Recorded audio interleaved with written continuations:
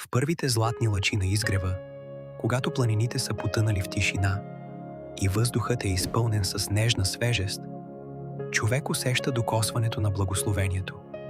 То не е просто дума или жест. Това е поток от чиста духовна енергия, която се предава от сърце на сърце, свързвайки ни с Божественото. Учителя Петър Дънов учеше, че истинската благодат идва, когато даряваме светлина и доброта без никакво очакване на отплата. Благословението е невидим мост между човека и Бога, който свързва душите в хармония и мир. В ежедневието можем да благославяме с чиста мисъл, с нежна дума, с мълчаливо пожелание за добро и с искрена молитва.